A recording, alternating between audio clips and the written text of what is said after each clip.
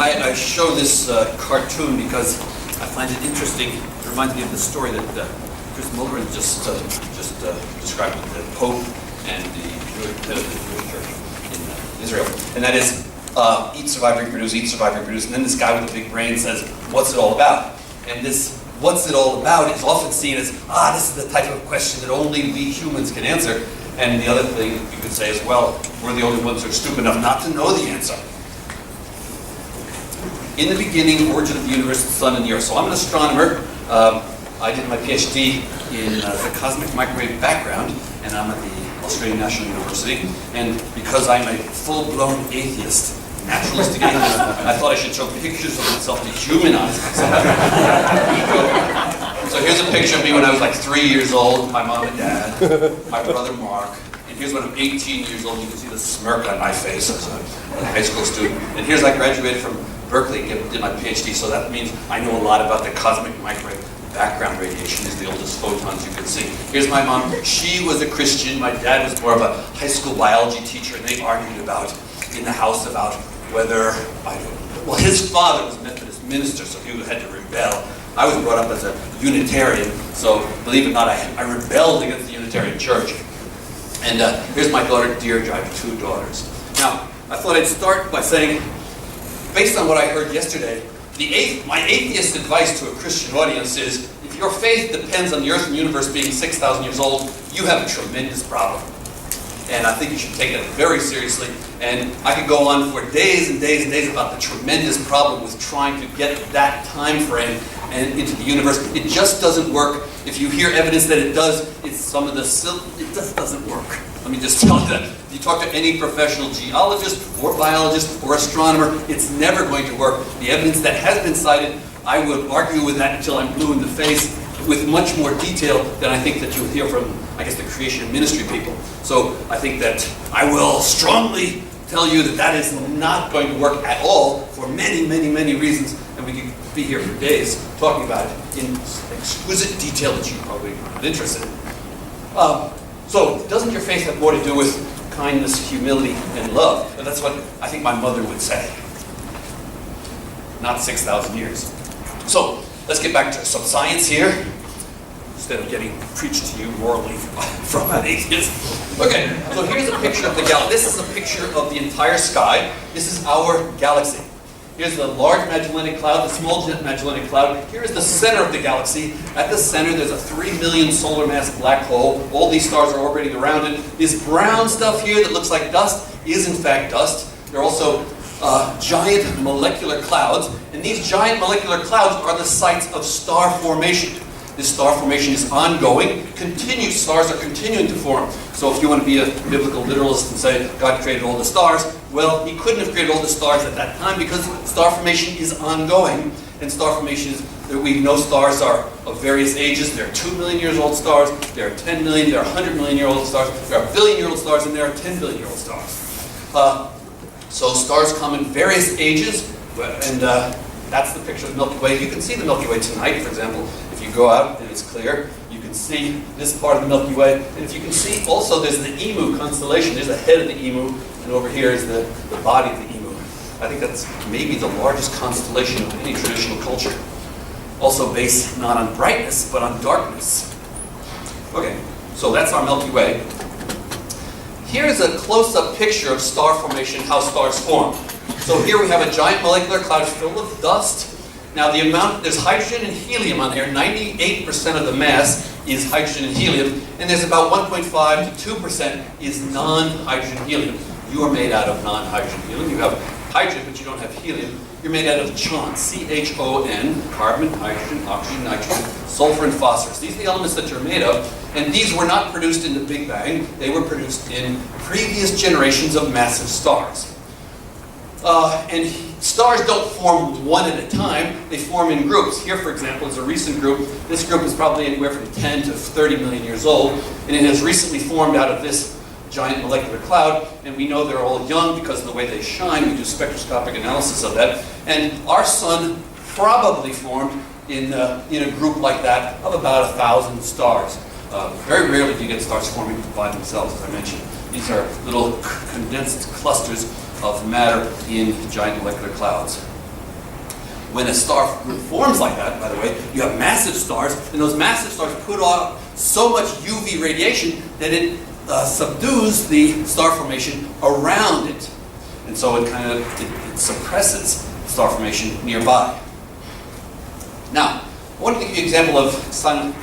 So I heard yesterday that science is really a dogmatic thing, and I'm trying to get my stuff published that supports 6,000-year-old Earth, and I can't do it because scientists are dogmatic. Well, that's yes and no. Science, when you study the age of wood, I don't know where this wood came from, and you do a dendrochronology, and you study all the dendrochronology in Victoria, and then somebody says, oh, by the way, I have a tree here that's 1 billion years old. They say, no, you don't. And he said, well, aren't you being arrogant? I said, no, I did my PhD on dendrochronology, and all the samples that I've looked at for the past 5 years are this age, this age, this age, and I can tell you about it in excruciating detail, and because of that, I think that what you're presenting to me as a billion-year-old tree is probably hogwash, and I'm not even going to think about it. And then somebody says, well, I too studied dendrochronology, and then based on this and this and this, I think there's 1 billion-year-old. And then the scientists maybe will start to listen. So the more detailed presentation of evidence you can give, the more you will get a response from a scientist that is not a dogmatic, arrogant, get the hell out of here. So that's what you need. If you have evidence to suggest that the universe is 102 billion years old. For example, if you are a member of a religious group that says the universe is 102 billion years old, well, I say, is that based on evidence, or is that based on a religious belief which then has selected some kind of crazy evidence that we're not sure of, and then he's used that to support his religious belief? That's the type of evidence that will be rejected immediately by the scientific community without any thought. That's not a result of dogmatism, it's a result of needing to cull the evidence in a reasonable way by people who are familiar with it, not people who say, I have a religious belief, it's 102 billion years old, here's the evidence. I say, you don't even know about dating methods, why should I even pay any attention? That's the type of, I get letters, I get email from people who have figured out the universe probably about once a week, and I just say, yeah, right, and I put it into, usually retired engineers, and they're almost all men. And I just put it into my file that says, you don't pay any attention to it. But I'm saving them because someday, maybe in 20 years, I'll write a book about all the ways that people imagine they have figured out the universe. And about half of them think that they have proven that Einstein's wrong. Because Einstein's the guy who's the smartest one, and so if you can undermine him, then you are like Einstein. Okay, so yes, last night I got a message from an ABC journalist who says, hey, there's this guy, Steve Benner. He's a friend of mine, and we go to conferences, and he's come up with a new idea, and the idea is that life originated on Mars. Now, when you hear this idea, it sounds kind of crazy, but then when you look carefully at the data, as Steve has, and as most people who are interested in, whoa, what's the scientific version of where life came from, it is consistent with life coming from Mars. We don't know if that's the case or not, but it's consistent with the data. There's nothing about the origin of life that we know that's inconsistent, so therefore you have to be open-minded about it. And so the ABC journalist says, what do you think of this idea? And the journalist is interested in it because it sounds crazy and that will sell the newspaper, right?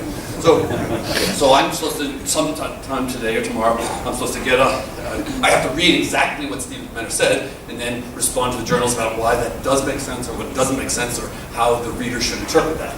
So we are open to nutty ideas, but those nutty ideas have to be well substantiated, not the result of a pre-conviction that it must be like that based on an authoritative holy book, and therefore here's a piece of evidence that I found somewhere after looking through, after rejecting 99% of all the evidence, and then finding something that says, well, maybe it's not true, and then saying, here's the evidence that my biblical convictions or my other convictions are true. No, that will not be viewed, it will not be given any credence, and if you get rejected by scientists, you should expect that.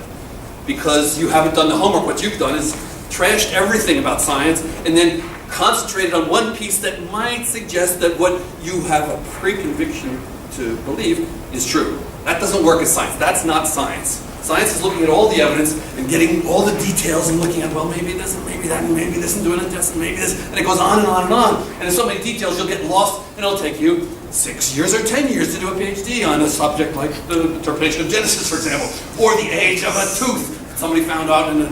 Anyway. Stop, Charlie, stop. Okay, here's a picture. This is a picture of a guy on the moon looking on the Earth. And I like this because there you can see Australia. Right orientation. There we are. That's where we are today. Now, if you go further back, this is what the Earth looks like. Chris, sorry, microphone please, mate. Oh, sorry, Charley's the name. And this is microphone, sorry. Okay. Okay, so this is the Earth. And if you go further away, that's what the Earth looks like. This is Carl Sagan's pale blue dot. If you go even further away, your sun is one of about 300 billion stars in our galaxy. So maybe you are here. If you're very far away from the sun, this is what the sun would look like, some other star. I should point out that the sun is a star. That's something new that we discovered about 400 years ago. And this is something new. In the last, in 1920 or 30s, we discovered that our system of stars is a galaxy. And it might look something like this. Now, when I show my students that this is our galaxy, none of them laugh, and they should laugh because no one has ever been outside of our galaxy to take a picture of it from that far away. So I'm glad that you guys are knowledgeable enough to know that that's ridiculous to say that this is our galaxy. That's an important detail. Not all of my students are that savvy, so that's good. So, but if you could take a picture from outside, all our knowledge is consistent with our galaxy looking something like that. It's 100,000 light years from here to here. Excuse me? Ours. This one also, by the way, it's about the same size. Galaxies are within a factor of 10 to 100 the same size. Ours is a relatively large galaxy, though. Okay, so in terms of the sun is somewhere like this. It's about 30,000 light years to the center, and it goes around every 200 million years. Okay, so here's this deep image of the sky, and on it you will see one star, a couple other stars. There's another star. Where's another star? There's another star, and everything else is a galaxy of about 100 billion stars.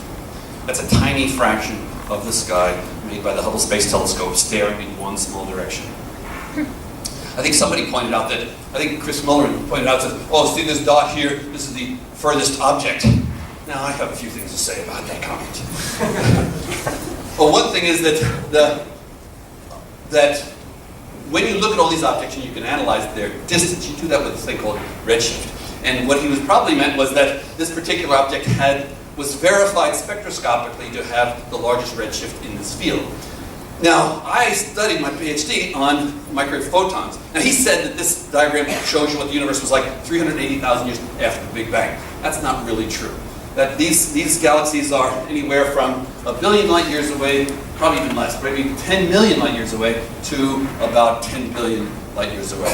The microwave background is behind all of this. And that is what is at 380,000 years after the Big Bang. We made an instrument that could look behind all of this, beyond. These are the oldest photons, and these are not the oldest photons. The oldest photons you can see are the microwave background, and the objects that you see in the microwave background are the oldest objects. But some people say, well, maybe they're not objects, they're just kind of hot spots and cool spots that don't deserve to be called objects. And if that's the case, then he was right. So you are here. Seen from very far away, our galaxy might look like something like that.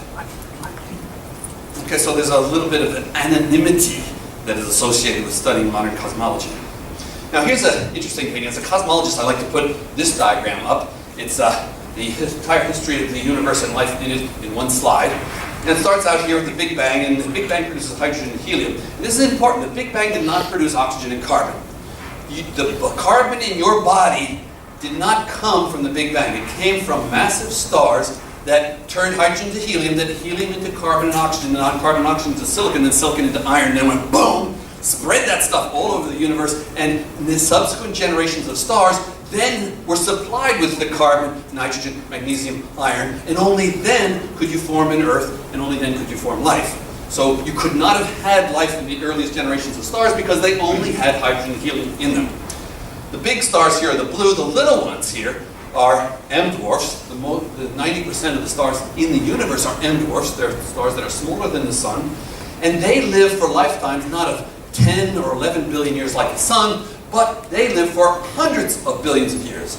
Their lifetime is longer than the age of the universe. They have not gone boom. They have not gone boom, and nor will they anytime soon. These bigger ones here, so 5, 10, 100 solar masses, have lifetimes of about 5 million, 10 million, 50 million years, and they do go boom. They're the ones that spread the elements around the universe that have allowed us to be here, and the Earth to be here.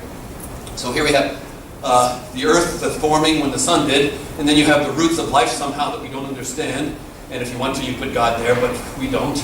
And then you have this tree of life, and this tree is based on DNA, and we're increasingly, as we get better and better at making phylogenetic trees from the genes of life forms, we're getting more and more of the details here, and here are animals, here are fungi. We're more closely related to fungi than we are to animals. We have chloroplasts came in as bacteria into plants, and there's mitochondria that was a bacteria. In every single cell in your body, there are mitochondria. These used to be free-living bacteria. They came inside your cell. They're the ones that help you turn when you breathe.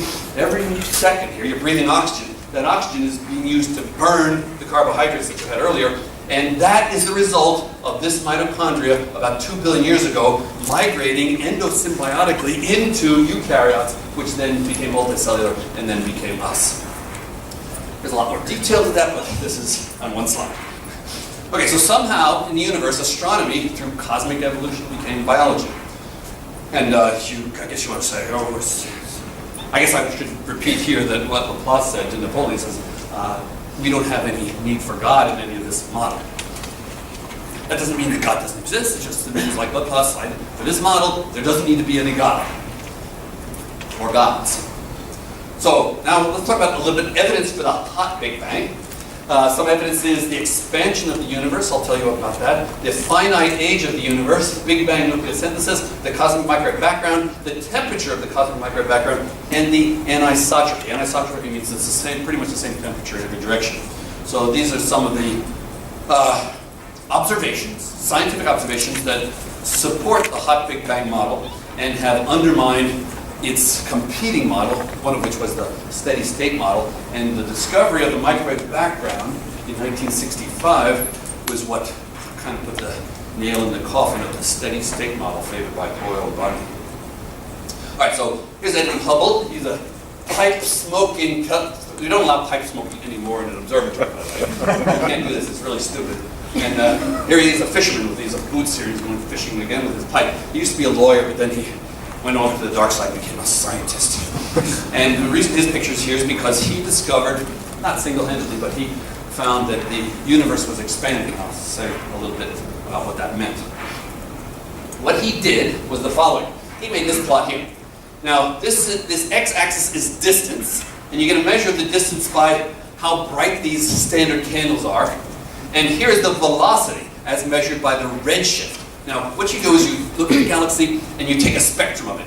Spectrum is kind of like putting a prism up to its light and then spreading it over from blue to red. In that spectrum, you will find spectral lines. And you will see, for example, a calcium doublet. That means that there's calcium at the surface of the stars that are giving that light. It's absorbing the very precise frequencies. And we know in the laboratory where those frequencies are. When we see it in a galaxy that's moving far away, it is redshifted. Those lines are not supposed to be, they're supposed to be there, but they're over here. They've been redshifted. That redshift is the basis of Hubble's claim that the universe is expanding. Now, this was done in 1929, and this whole square fits about right where that green is now, and we have much more precise, much more distant observations to show that basically there's a linear relationship between distance and velocity of recession. That means, in other words, the further away you see something, the faster it is moving away from you. Now that's interesting because we have a brain here, and we can say, well, what does that mean about 1 billion years ago? Well, an object that was here and here, 1 billion years ago, were here. 1 billion years before that, they were here. And so the Big Bang model is simply the extrapolation of recession velocities into the past, and the point of the Big Bang is when all those galaxies were on top of you, or on top of any other observer in the universe. So if you go over there 1 billion light years, and you say, oh, look at that, and you will see Hubble's law, things that are further away are receding faster. And you will infer that about 13 billion years ago, everything was on top of you. That extrapolation is the first thing that led people to support the Big Bang. And here's Hubble's constant, 72 kilometers per second per megaparsec. Mega means 10 to the 6, parsec is about 3 light years. So this is 1,000,000 times 3 light years.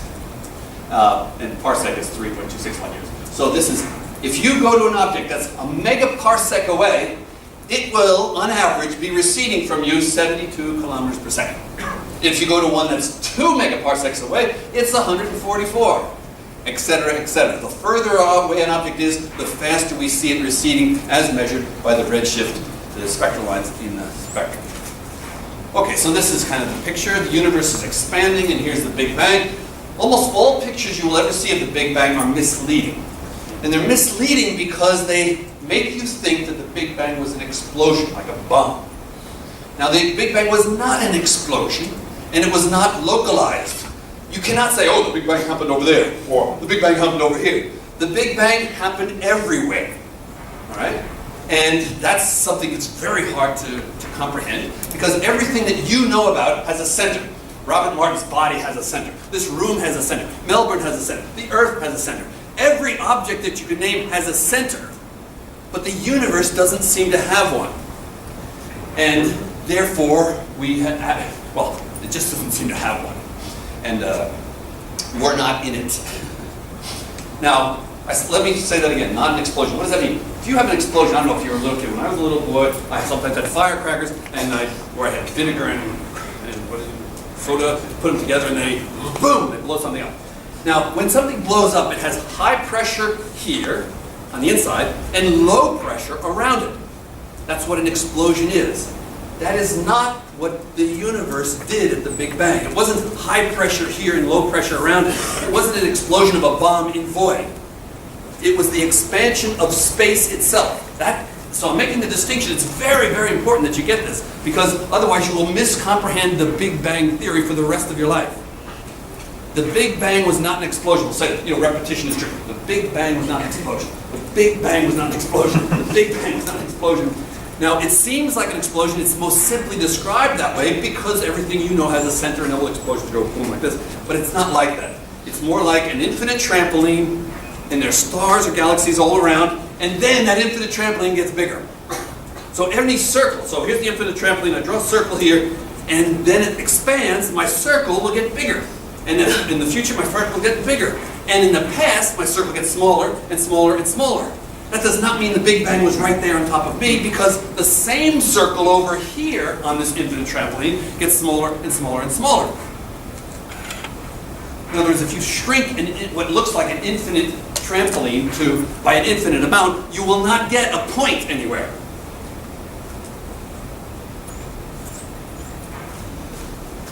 What the hell is he talking about? I understand it's a difficult point. I understand. General relativity is a little like that. You can't expect them to understand it in 2 minutes, but that's my best guess, my best attempt at helping you to understand it. You can take a course here at the University of Melbourne if you're interested in general relativity. They have a good astronomy there. But every picture you see of the Big Bang in a book will look something like this, and look something like this, and they're all wrong, simply because they have a center somewhere and things are going into the void. And that's just wrong. That's not the case. Think of an infinite trampoline and that trampoline expanding. And then you say, well, wait, if it's infinite, how can it expand? What's it expand into? Well,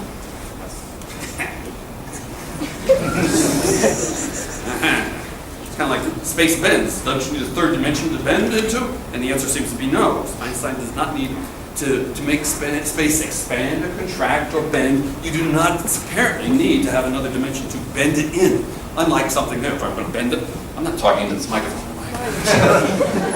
I shouldn't talk into the microphone. I'm talking pretty loud. Okay, so how old is the universe? How old is the universe? Well, here's a plot I made about, 2 years ago, and or maybe even earlier, about different estimates of the ages of things. Here is billions of years. Here's it should be 13.75 or 76, and that's sometimes rounded off to 13.8. So if you need only 3 digits, you can say 13.8. If you need 4, it's about 13.75, 13.76. The error bar here is no longer 0.3, it's more like 0.1 or even 0.05. So that's what we call incredible progress in science. Some people say, well, that's trivial. So what if the error bar goes from here to here? Well, that's what you work for days and days and years to get this error bar down. The latest numbers come from the latest results of the Planck satellite, the European satellite that was sent up about 3 years ago. and it was to measure the cosmic microwave background. And those results came out with this 13.78. If you look up age of the universe in Wiki, and you know that Wikipedia is always right, then you'll see this. Okay, so the age of the sun is 4.567 years old. Now, that's important if you're interested in the age of the world, because the world was formed as a part of the sun. Whenever you form a star, the debris around that star forms planets. Now, that's something kind of weird and interesting and new, because up until recently, we didn't think that necessarily that planet formation was a necessary part of star formation. But now, most of the evidence suggests that that is the case. So the default, if you need a default, what does science say about the presence of planets? That default is that every time you see a star, there's probably a planetary system around it. We haven't seen them yet. Our methods are not very good. It's very, very hard to detect planets. But that's the default. That's the consent. It's hard to say that that's a consent. That's an emerging consensus. I think you go to Melbourne University and say, hey, what fraction of stars that I see in the sky have planets? They'll say, oh, well, it's more than 10%. Might be as much as 20%. Uncle Charlie says it's probably 100%. But other people say, oh, we don't have strong enough evidence to say that. And I think that the evidence is pretty good that almost every star will have some type of planetary system around it. How typical our planetary system is of other planetary systems, that's something that we're looking into with all the data that we have. I think that it's very possible that a planetary system with rocky planets nearby and gaseous giants like Jupiter and Saturn further away beyond the snow line is probably a universal pattern that we will see, but we haven't seen it yet. So, Sun, 4.56 billion years old. How do we know that? Well, what we do is, matter of fact, the guy in the office next to me has spent his entire career getting that number, 4.567. And every week I go to his office and say, hey, what's T0 today? And he says, the same as it was yesterday, Charles. And actually, it changes on the order of every, 6 months or so, because they got a new sample, and they measured it, and they figured out that their previous measurement had a little error bar, and they had to recalibrate because the uranium half-life changed by 0.1%, and that's the kind of thing that I hear all the time. Anyway, so that is a measurement of meteorites. So every once in a while you get a meteorite. There are different types of meteorites. You can identify what type of meteorites are the oldest, because these are the ones that condensed out the earliest in the formation of the solar system. And when you measure the earliest refractories, they're called calcium aluminum-rich inclusions. If you're in the business, it's called CAI. So if you want to know about how do we date the solar system, look up CAIs, calcium aluminum-rich inclusions in meteorites. And that is what is being dated, and that is where this date for the sun comes from. The Earth, after the sun formed, it took the Earth about 30 million to about 50 million years to be, I guess, you have a moon-sized body, and then a moon-sized body hits it, and then you get more and more gravitational aggregation, and that whole process took about between 30 and 50 million years. And so, if you want to know the age of the Earth, it's about 30 to 50 million years younger than 4.567 billion years old. Here we have the age of the galaxy disk. You know, I showed you that picture of the galaxy. That's how old the galaxy seems to be. There are various measurements. You know, these are the error bars. The average is about 9 or 10 billion years old. That's the stars in the galactic disk. Then there's a part of the galaxy, which is the oldest part. It's called the galactic halo. These are called globular clusters. For several reasons, we think that these were the earliest star systems to form. They are not in the plane of the galaxy. They are more spherically distributed around the galaxy. And there are those ages. And then the ages of the universe are here. This is starting in 1999 or so, and then on to today. Now the error bar here is about this. So they've gotten from big error bars here, from anywhere from 11 to 16. Here's my results here. So it's right here. That was in 1999. And then here's the current values of it. So this is science progress, getting better and better, more accurate estimates of the age of the universe. Now you can say, how do you get that? I explained a little bit about how you get that. It's kind of complicated. Here's a picture of a globular cluster. Those are the oldest stars in the galaxy. And we fit the ages of these to what's called main sequence fitting. And essentially we look at the positions of these stars on this diagram, and then we fit lines to it, and then we have error bars of a billion years or so.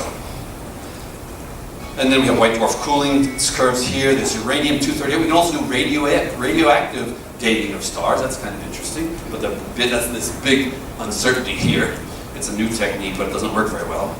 And then there's the Friedmann's equation, which is essentially general relativity. And what we do, you can think of this as Einstein's general relativity equation. There's some variables here, 1, 2, and 3. Those are the ones that we have to fit. Those are the ones that we have to determine. And when you do that, you get the age of the universe of about 13.7 billion years. These parameters affect, this is omega lambda, what fraction of the energy density in the universe is made up of cosmological constant. This is the matter in the universe, dark matter and baryonic matter. And those parameters, when they're bigger or larger, change the power spectrum of the microwave background. And that's so when making a very precise map of the cosmological microwave background, you fit it then to different power spectra, and then you outpop these values, and those values tell you how old the universe is. It used to be the case that we didn't have this, and then we just used this to determine how old the universe is. That's just the expansion rate, but the expansion rate changes based on what these values are. Okay, moving right along. As the universe expands, it cools. That's something interesting. The temperature of the universe is the temperature of the cosmic microwave background. So if you go, here's the temperature today, 4.7. These are the photons of the cosmic microwave background. If you go back in time, it gets hotter and hotter and hotter and hotter, and then it just goes up and up and up. And the temperature goes down as the expansion. This is the size of the universe. So you take two galaxies that are certain distance apart and call it one, and then you wait a little bit, they will be further apart. If you go back in time, they'll be closer together. So that's what's called the scale factor of the universe, and the temperature goes as the inverse scale factor. So the bigger the size of the universe, the cooler the temperature. The temperature of the universe is going down, down, down, down. It will continue to go down, and it looks like the universe will just expand forever, and that temperature will then sink to a minimum temperature of about 10 to the minus 33 Kelvin. K means Kelvin. That's 0 Kelvin is minus 273 Celsius. Okay, here are some, how much time do I have? Till 12:10 or something?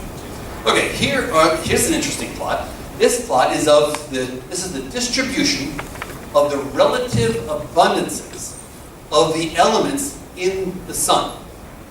And by looking at other stars, we recognize that the other stars have similar relative abundances. And notice that most of the universe is made out of hydrogen, and then helium. And then the rest of the stuff you can almost forget about, because this is 1 order of magnitude, 2 orders of magnitude lower. So when you add up all of this stuff, it only is about 1.5% of the mass of the sun. And the 98.5% is in hydrogen and helium. So you are a very uncharacteristic sample of the universe, because you have lots of C, N, and O in you. But notice that C, N, and O are, well, actually you're made out of C, H, O, and N. So you are made out of the most abundant elements in the universe, if you forget helium, because helium is a noble gas and it doesn't make any molecules, and you're a molecular organism. Okay? So you are made out of life, not only you, but life is made out of the most abundant elements in the universe. And I say universe here, how can you say universe? This is just the sun. Well, by looking at other stars, we find out that these relative abundances are pretty much the same, within factors of 2 in all stars. So the sun is a pretty good representative of the relative abundances of all the elements in the universe. And for those of you who like to speculate, like me, I would say it represents not only our observable universe, but even beyond our observable universe. Because we have no reason to believe it should be any different. In other words, the history of star formation in our universe should be the same as it is elsewhere. Okay, so here's H, O, N, and C, the stuff to come in of. And here's George Gamow. He's a little bit of a joker. And he drew it, he was one of the founders of the Big Bang, and he wanted to explain this whole plot by Big Bang nucleosynthesis. And this is an interesting picture. What he did was draw a picture of the universe inside out. So in the center is very infinitely far away, and then here's an eyeball, for example, and here's his teeth, and here's his intestines, and here's his anus, and here's his legs, yeah? And here's his brain. I'm not sure, I was like, that's kind of creative. And Fred Hoyle wanted to make all these elements inside of stars. This was a debate that went on about 40 years ago, and the answer is George Gamow was right about the light elements, hydrogen and helium. Fred Hoyle was right about all these other ones. And that's the answer that we know today by looking at what you would produce in a hot Big Bang and what you can produce inside of hot stars. Here's a plot of Big Bang nucleosynthesis. That's the production of nuclei in the Big Bang during the first 3 minutes or so. So we start out with a bunch of neutrons and protons, then the neutrons go down, down, down, down, down because they're unstable, but they turn into, this is the proton state, they turn into helium-4, deuterium, helium-3, tritium, beryllium-7, lithium-7, lithium-6. Now, say, how in the heck do you know all that? Well, first of all, you do it in a computer, and then you make a prediction. And then you look at these stars, you look at these isotopes in stars to see what their relative abundances are, and then you look at the oldest stars you can find to see the ones that were produced closest to the Big Bang. In other words, the ones that have very, very low values of iron and other metals. And these are the oldest stars. And then you see, do those values that I'm observing match these? And pretty much they do, with a lot of uncertainties that we can talk about that usually bore people. Now, what is this microwave background? How are you supposed to understand it? If it's not an explosion, what was it? Well, here's an analogy that I think can help you. Think of an infinite cricket pitch. You got grass, you're standing there, everybody's got a watch. Everybody's filled with, the whole pitch is filled to infinity with people. Okay? And they're all screaming. Ah! They're all screaming. Little background information. Sound travels at about 330 meters per second. Right? If you've been to a track meet, and you've seen the start of across the field, you've seen the start of a sprint, they go boom! You can see the smoke, and then about half a second later or a second later, you hear the boom, right? That's how you figure out how far away lightning is, right? You see lightning, and you start counting. 1, 2, 3. If then you hear boom after 3 seconds, that means the lightning was about a kilometer away. After 6 seconds, that means it's 2 kilometers away. After 9 seconds, that's 3 kilometers, etc., etc. That's because the speed of sound is 330 meters per second. And as far as these distances are concerned, the speed of light is infinite. It's really 300,000 kilometers a second, but that's infinite in terms of your perception. So, sound has a certain speed. So, if everybody's screaming, ah! And then everybody looks at their watch and they stop screaming at the same time. Everybody stopped at the same time. What will you hear? Well, you'll still hear screaming, won't you? So, after a second, you will hear people screaming that are 330 meters away from you. Right? After 3 seconds, you will hear people who were screaming a kilometer away from you. After 6 seconds, you will still hear people screaming that are 2 kilometers away. Etc., etc., etc. You can wait forever, and you will still hear the screaming. It's called the surface of last screaming. Now, replace sound with light. You're in the Big Bang.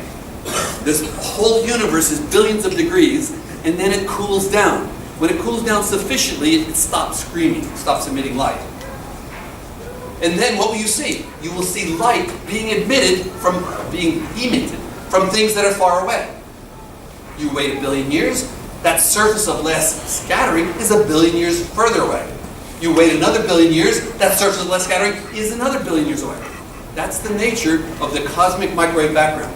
Notice that you are seeing light from the Big Bang from a surface that's receding at the speed of light.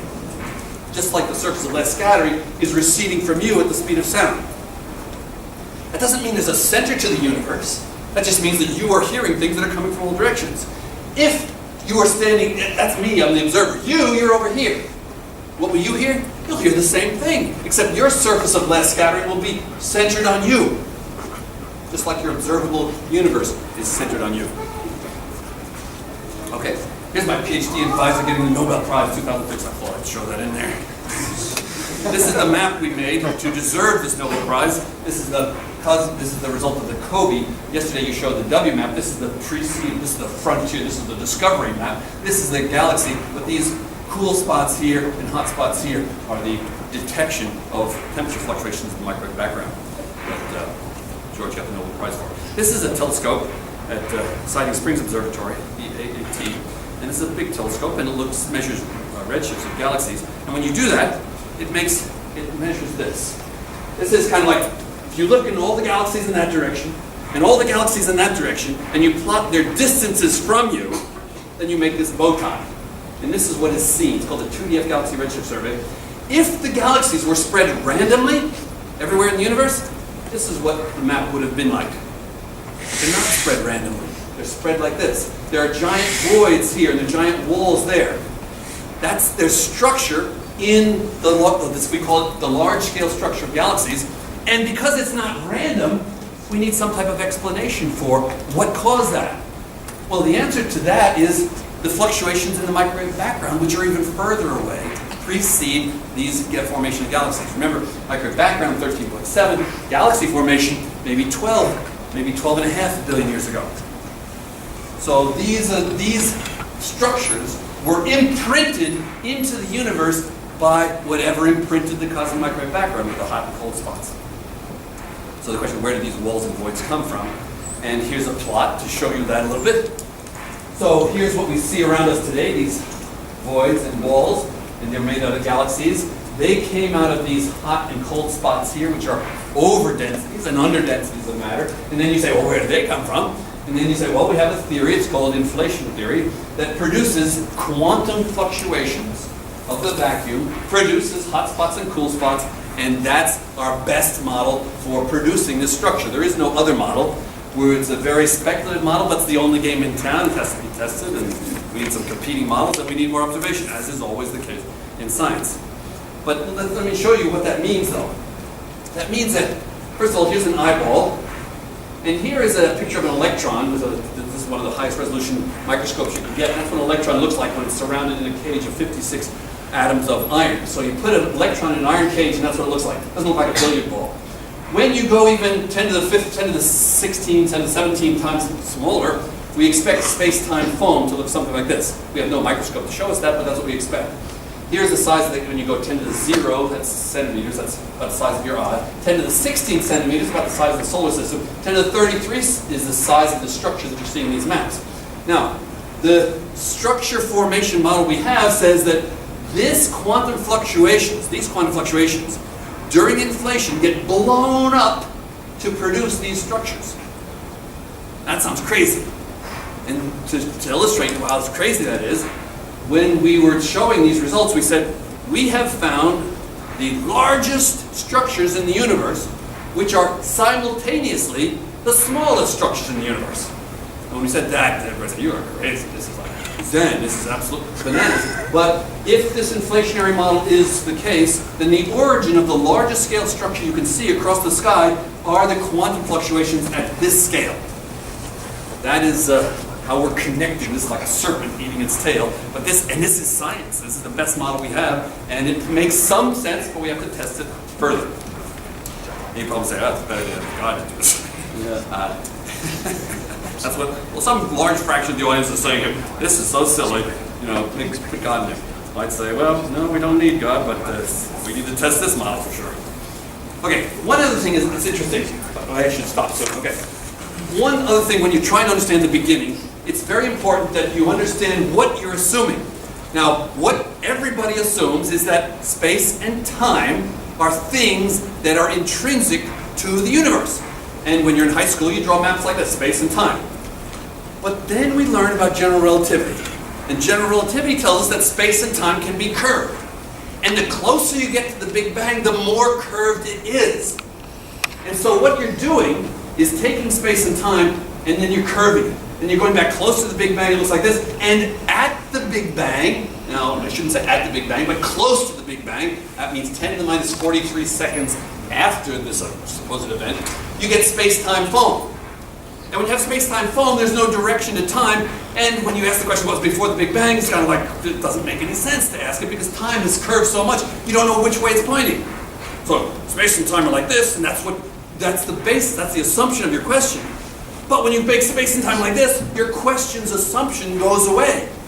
And so that's why Stephen Hawking says, asking what happened before the Big Bang is like asking what's north of the North Pole. So when you ask the question, what happened before the Big Bang, recognize that you are assuming this model, you're assuming non-general relativity and that these things are intrinsic. You're assuming what Newton assumed.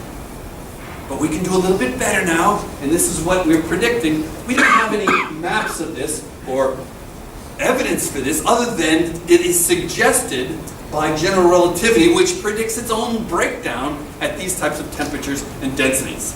So we have a scientific model which predicts its own breakdown. That's why we're trying to put quantum mechanics with general relativity together. We're not there yet, but this is a picture of what we think is there. And if you're interested in this, look up John Wheeler, who's coined the term space-time foam. He also coined the term black hole, and I should stop there. Thank you.